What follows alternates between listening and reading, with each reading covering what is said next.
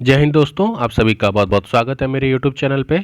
मैं आप सभी को NCERT की क्लास 6 से लेकर 12 तक की प्रैक्टिस सेट करा रहा हूँ, जिसमें मैं आपको अभी जो पॉलिटी का ये NCERT class 6 to 10th class का जितने क्वेश्चंस हैं वो अभी हम पॉलिटी की कर रहे हैं। पॉलिटी की ही क्यों स्टार्ट किया मैंने, क्योंकि जो NCERT सार संग्रह थ्योरी क्लासेस चल रही हैं उसमें पॉलिटी कंप्लीट हो चुका है, तो इसलिए अभी पॉलिटी की प्रैक्टिस सेट चलेगा। मॉडर्न हिस्ट्री कंप्लीट हो चुका है तो मॉडर्न हिस्ट्री का प्रैक्टिस सेट चलेगा। फिर इकोनॉमिक्स कंप्लीट होने वाला है तो उसकी भी प्रैक्टिस सेट ऐसे ही चलते रहेंगे। तो NCERT सार संग्रह थ्योरी पढ़िए, उसके बाद यहाँ पे प्रैक्टिस कीजिए। चलिए आज की क्लास स्टार्ट करते हैं। हर क्लास में मैं 20-20 क्वेश्चन कराता हूँ, तो 2 क्लासेज हो चुकी हैं, तो आप देख लीजिएगा। सत्य विकास लक्ष्य 3 का उद्देश्य क्या था? तो आपको बताना है जो सत्य विकास लक्ष्य 3 का उद्देश्य क्या था। तो उसका उद्देश्य था उत्तम स्वास्थ्य और खुशहाली। ठीक है, और ये तो लक्ष्य 3 है, और लक्ष्य जो 6 था जो मैंने प्रीवियस क्लास में पढ़ाया था उसमें क्या था? जल और स्वच्छता। तो ये चीज़ों का थोड़ा ध्यान रखिएगा। अगला क्वेश्चन है हमारा, जहाँ तक संभव हो प्रत्येक चिकित्सक को औषधियों के जेनरिक नाम ही उपचार पर्ची में लिखने चाहिए और सुनिश्चित करना चाहिए कि यह युक्तियुक्त और उपयुक्त रूप में हो। उपरोक्त निर्देशक किसके द्वारा जारी किया गया है? ये मेडिसिन जो आपने देखा होगा कि मेडिसिन जो मिलती हैं उसमें अब केंद्र सरकार के द्वारा कहा जाता है कि अधिकतर जो दवाएं हैं वह जेनरिक नाम के ही उपचार की पर्ची दी जाए। तो ये किसके द्वारा ये जारी किया गया? तो ये जारी किया गया है भारतीय आयुर्विज्ञान परिषद, भारतीय आयुर्विज्ञान परिषद के द्वारा ये आपका जारी किया गया है। नैतिक संहिता कहता है कि जहाँ तक संभव हो प्रत्येक चिकित्सक को औषधियों के जेनरिक नाम के ही उपचार पर्ची में लिखने चाहिए। भारतीय आयुर्विज्ञान परिषद। किस मध्य अमेरिका देश ने सेना पर व्यय किए जाने वाले व्यय को लोगों की शिक्षा, स्वास्थ्य और अन्य जरूरतों को पूरा करने के लिए व्यय करने का निर्णय लिया है? तो किस मध्य अमेरिकी देश की सेना ने व्यय किए जाने वाले व्यय को लोगों की शिक्षा, स्वास्थ्य और अन्य ज़रूरतों पे किया है? तो बताइए ये देश कौन सा है? तो मध्य अमेरिका। तो मध्य अमेरिका में कौन सा देश पड़ता है? तो आपका कोस्टारिका। कोस्टारिका ये मध्य अमेरिका का सबसे स्वस्थ देश माना जाता है, और इसका मुख्य कारण ये है कि यहाँ पर इनके संविधान में ये निर्हित कर दिया गया है कि यहाँ पे जो देश में है उन पे स्वास्थ्य ज़रूरतों पे, शिक्षा पे, स्वास्थ्य पे, इन सब चीज़ों पे इम्पोर्टेंस दिया जाता है। तो याद रखिएगा कोस्टारिका। ठीक है, कोस्टारिका ये मध्य अमेरिका का सबसे स्वस्थ देश माना जाता है। क्लियर? भारत के किस राज्य ने वर्ष 1996 में राज्य के कुल बजट का 40% पंचायतों को आवंटित करने का निर्णय लिया था, ताकि पंचायतें पेयजल, शुद्ध आहार, औरतों के विकास और शिक्षा के लिए उचित व्यवस्था कर सकें? तो 40% अपने कुल बजट का 1996 भारत का ऐसा कौन सा राज्य है? तो बताइए भारत का ऐसा कौन सा राज्य है? तो ये आपका आंसर हो जाएगा केरल। ठीक है, 1996 में केरल सरकार ने राज्य के कुछ महत्वपूर्ण परिवर्तन किए थे, जिसमें बजट का जो 40% है वो पंचायतों को दे दिया था। और ये पंचायतों को क्यों दिया गया था? कि वह अपने गांव में पानी, आहार, औरतों के विकास और शिक्षा के लिए जो भी कार्य हैं उसको संभव कर सकें। MLA का पूर्ण विस्तार रूप क्या है? MLA तो मेंबर ऑफ लेजिस्लेटिव एडमिनिस्ट्रेशन ना मेंबर ऑफ लेजिस्लेटिव काउंसिल, ये तो MLC होता है। मेंबर ऑफ लेजिस्लेटिव एडमिनिस्ट्रेशन तो कुछ होता ही नहीं है। मेंबर ऑफ पार्लियामेंट ये तो MP होता है। उपयुक्त में से कोई नहीं, तो ऑप्शन डी हो जाएगा, क्योंकि यहाँ पे MLA के बारे में पूछा है। किसके बारे में पूछा है? MLA। तो MLA का फुल फॉर्म होता है आपका member of legislative, member of legislative, और ये विधानसभा के सदस्य होते हैं जिनको हम विधायक कहते हैं। हिमाचल प्रदेश विधानसभा में कितने निर्वाचन क्षेत्रों में बांटा गया है? हिमाचल प्रदेश का जो विधानसभा है उसे कितने निर्वाचन क्षेत्रों में बांटा गया है? तो आप सभी को पता है कि भारत में हर राज्य में एक विधानसभा होती है और हर राज्य में कई निर्वाचन क्षेत्र में बटे हुए होते हैं। तो बताइए हिमाचल प्रदेश कितने क्षेत्रों में बटा हुआ है? तो इसका राइट आंसर होगा ऑप्शन बी 68। ठीक है, आगे बढ़ते हैं। नेक्स्ट क्वेश्चन है हमारा, लोकतांत्रिक शासन प्रणाली के संबंध में निम्नलिखित कथनों पर विचार कीजिए। साधारण बहुमत का आशय ऐसी स्थिति है जब किसी समूह के आधे से अधिक संख्या में लोग किसी निर्णय या विचार से सहमत हो। साधारण बहुमत। विरोधी पक्ष का तात्पर्य उन चुने हुए प्रतिनिधियों से है जो सत्ता पक्ष के सदस्य नहीं हैं। इसमें सत्य कथन आपसे पूछ रहा है कि इनमें से कौन सा कथन सत्य है। तो देखिए विरोधी पक्ष क्या होता है? विरोधी पक्ष जो आपके सत्ता में नहीं है या फिर जो सत्ता पक्ष के सदस्य नहीं होते हैं वह होते हैं विरोधी। ठीक है, और इनकी भूमिका क्या होती है? तो ये आंसर सही है। इनकी भूमिका होती है कि सरकार जो निर्णय ले रहे हैं, सरकार जो कार्य कर रहे हैं उनके कार्यों पर प्रश्न उठाना और नए नए मुद्दों को सरकार मतलब विधानसभा में उठाना। ये सही है। साधारण बहुमत का आशय है ऐसी स्थिति जब किसी समूह के आधे से अधिक संख्या, हाँ ये भी सही है आपका। तो ऑप्शन ए और ऑप्शन बी दोनों हो जाएगा। तो इसमें हो जाएगा आपका ऑप्शन नंबर सी। आगे बढ़ते हैं। राज्य का प्रमुख राज्यपाल कहलाता है। प्रमुख, उसकी केंद्र सरकार द्वारा यह सुनिश्चित करने के लिए की जाती है। तो उसकी क्या नियुक्ति, बस। ठीक है, इसमें कोई दिक्कत नहीं होनी चाहिए। इसकी नियुक्ति केंद्र सरकार के द्वारा की जाती है।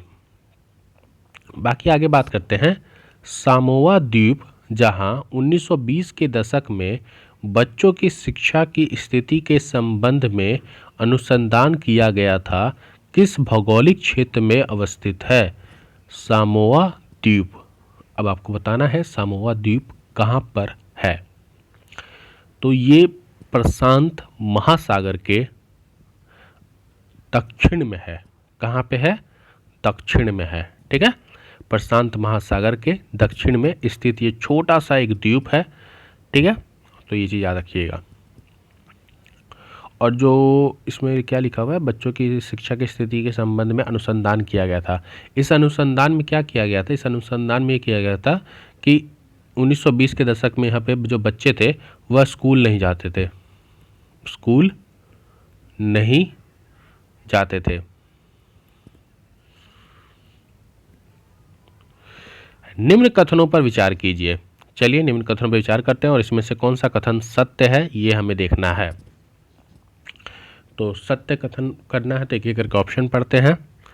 मौलिक अधिकारों वाला खंड भारतीय संविधान की अंतर आत्मा भी कहलाता है। मौलिक अधिकारों वाला खंड, ओके। 24 जनवरी 1950 को श्रम मंत्री का विभाग जय रामदास दौलत राम के पास था। 24 जनवरी 1950। 24 जनवरी 1950, 26 जनवरी 1950 को हमारा संविधान लागू हुआ है, तो ये तो हम कह नहीं सकते। 24 जनवरी 1950 को खाद्य एवं कृषि मंत्री का विभाग डॉक्टर राजेंद्र प्रसाद के पास था। तो कौन सा कथन सही है? तो ये दो कथन तो हमको ऐसे ही सही नहीं लग रहे। मौलिक अधिकार वाला खंड भारतीय संविधान का अंतरात्मा कहलाता है, ये सही है, क्योंकि 24 जनवरी 1950 को संविधान सभा के विभिन्न सदस्यों द्वारा अपनी आखिरी बैठक में संविधान के जो एक प्रति है उस पर क्या हुआ था? सिग्नेचर हुआ था। ठीक, और प्रधानमंत्री जवाहरलाल नेहरू ने दस्तखत किया था। संविधान सभा के जो अध्यक्ष थे डॉक्टर राजेंद्र प्रसाद, उन्होंने भी साइन किया था। ठीक, तो ये सारी चीज़ थे। बाकी स्वास्थ्य मंत्री उस टाइम पे डॉक्टर जॉन मैथाई थे और वित्त मंत्री डॉक्टर वल्लभ भाई पटेल। तो यहाँ पे जो आपका श्रम मंत्री लिखा हुआ है, श्रम मंत्री का विभाग था आपका इनके पास, ये गलत है। ये क्लास 8 की बुक में है ये। क्लास 8 नहीं, तो ये आपका गलत हो जाएगा। ये दो चीज़ें आपकी गलत हैं, ये आपका सही है पहला। झारखंड राज्य की वह आदिवासी महिला कौन थी जो उत्तरी रेलवे की पहली महिला इंजन चालक बनी? ये क्वेश्चन आपका करंट का क्वेश्चन है। तो इनका नाम क्या है? करंट कह रहा हूँ, ये मतलब ये भी क्वेश्चन आपका एनसीईआरटी में ही दिया हुआ है, एक बॉक्स में दिया हुआ है। तो इनका नाम है लक्ष्मी लाकड़ा। ठीक है, रेल का इंजन जो होते हैं लोको पायलट, वो ये चलाने वाली पहली आदिवासी महिला बनी है। ठीक है,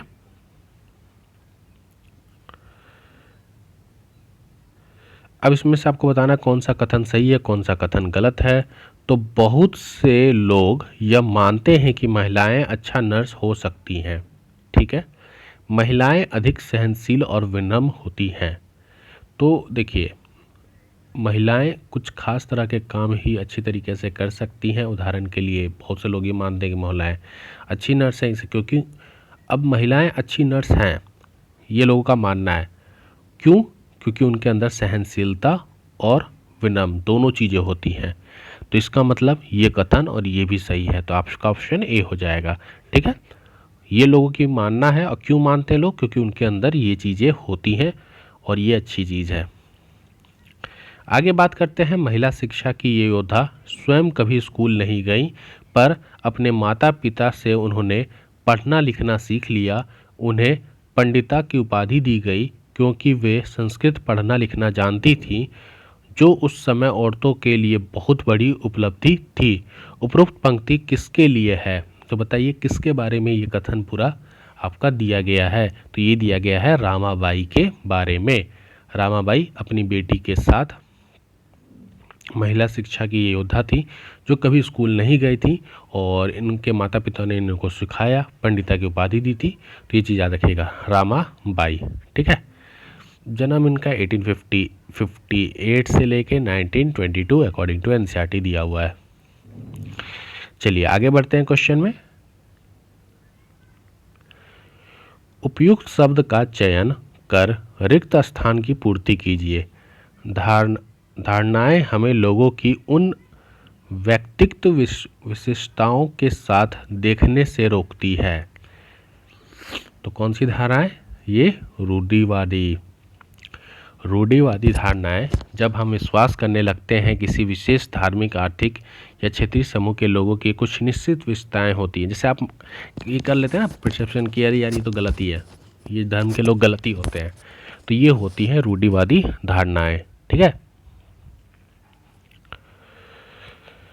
आगे बात करते हैं। आधुनिक संचार माध्यमों का एक प्रमुख रूप टेलीविज़न का प्रारंभिक रूप क्या था? तो प्रारंभिक रूप इसका क्या था? टेलीवाइज़र। टेलीविज़न का प्रारंभिक रूप था। इसका आविष्कार किसने किया था? जॉन एल बर्ड ने इसका आविष्कार किया था और ये यंत्र जो होता है वह रॉयल इंस्टीट्यूट के समक्ष आविष्कार का प्रदर्शन किया था इन्होंने, रॉयल इंस्टीट्यूट के समक्ष। ठीक है, जॉन एल बर्ड। संचार माध्यमों द्वारा कुछ खास विषयों पर ध्यान केंद्रित करके लोगों के विचारों, भावनाओं, कार्यों को प्रभावित करने तथा लोगों का ध्यान इन मुद्दों की ओर आकर्षित किया जाता है। यह प्रक्रिया क्या कहलाती है?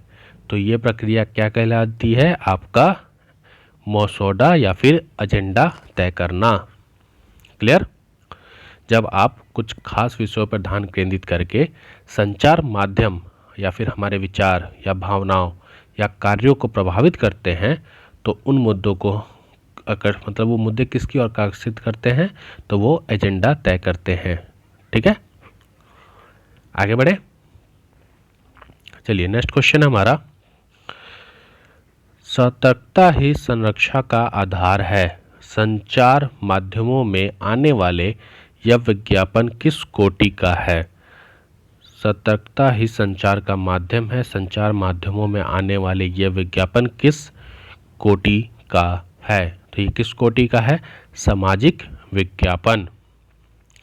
सतर्कता ही संरक्षा का आधार है। ये आपने देखा होगा, रेलवे जो लेवल क्रॉसिंग होती है वहाँ पर सरकार ये सब स्टिकर लगाए होती हैं कि रेलवे क्रॉसिंग को पार करने समय थोड़ा ध्यान रखें। तो ये सब विज्ञापन आपका सामाजिक विज्ञापन है। चलिए फिर से कथन वाला क्वेश्चन है, तो देखते हैं। लोकतंत्र से स्वतंत्र संचार माध्यमों का होना अत्यंत महत्वपूर्ण है। लोकतंत्र में कह रहा है कि स्वतंत्र संचार माध्यमों का होना बहुत ज़रूरी है। तो ये बात तो सही है। सरकार की वह शक्ति जिसके आधार पर समाचार के किस अंश को जन समुदाय तक पहुंचाने से प्रतिबंधित करती है? सरकार की वह शक्ति जिसके आधार पर वह समाचार के किसी अंश को जन समुदाय तक पहुंचने से प्रतिबंध करती है। यहाँ बोल रहा है उसे सेंसरशिप कहा जाता है। तो ये कथन भी सही है। सरकार सेंसरशिप लगा के कुछ ऐसे होते हैं अंश जिसको वो पहुंचने नहीं देती है, और यहाँ बोल रहा है स्वतंत्र माध्यमों का अत्यंत महत्वपूर्ण है। दोनों सही है कथन आपके दोनों सही है, लेकिन ये इसका सही रीज़न नहीं है। ठीक है, यहाँ पर आपका ऊपर क्वेश्चन में बोल रहा है कि स्वतंत्र होना चाहिए, ठीक, और यहाँ बोल रहा है सेंसरशिप की बात। सेंसरशिप का ये डेफिनेशन बता रहा है और यहाँ स्वतंत्रता की बात कर रही है। तो ये कथन दोनों सही हैं, बट एक्सप्लेनेशन इसका सही नहीं है, तो ऑप्शन नंबर बी हो जाएगा। आते हैं 59 क्वेश्चन में। भारत में संचार माध्यमों का सबसे बुरा दौर कब माना जाता है? तो सबसे बुरा दौर माना जाता है 1975 से 77 ईस्वी। क्यों?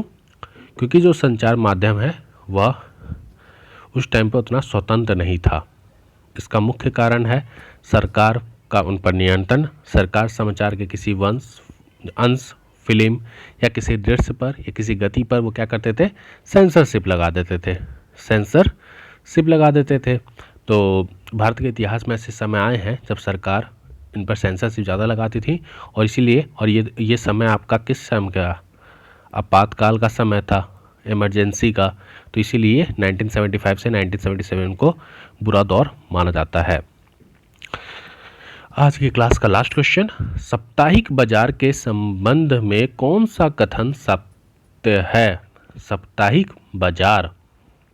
साप्ताहिक बाजार में रोज खुलने वाली पक्की दुकानें नहीं होती। ये बात एकदम सही है। व्यापारिक दिन में दुकान लगाते हैं और शाम में उसे समेट लेते हैं। तो आपने देखा होगा कि जो संडे मार्केट या मंगल बाजार जो लगता है आपका अधिकतर, तो इसमें क्या होता है, वो लोग सुबह आते हैं, अपना सामान लगाते हैं, बेचते हैं और चले जाते हैं। तो इसमें कोई भी पक्की दुकानें नहीं खुलती। ये कथन सही है। साप्ताहिक बाज़ारों में बहुत सी चीज़ें सस्ते दामों पर मिल जाती हैं। तो ये भी सही है। तो आपका कथन ऑप्शन सी, ए और दोनों हो जाएगा। ठीक है, तो आज की क्लास में हमने 20 क्वेश्चन किए आपके एनसीईआरटी का पॉलिटी करा रहा हूँ, जिसमें क्लास 6 to 12 आपके सारे क्वेश्चंस आपके कंप्लीट हो जाएंगे। एनसीईआरटी बुक में जो क्वेश्चंस है ना, वही क्वेश्चंस हैं, आप मैच कर लीजिएगा। बोलिएगा तो मैं page wise, class wise, chapter wise भी आपको बता दूंगा। बाकी चैनल सब्सक्राइब कर लीजिए, वीडियो को लाइक एंड शेयर कीजिए। कोई डाउट है, कोई आपको व्यू है या फिर कुछ सजेशन देना चाहते हैं तो आप मुझे कमेंट करके बता सकते हैं। मिलते हैं अपने नए वीडियो में। जय हिंद, जय भारत।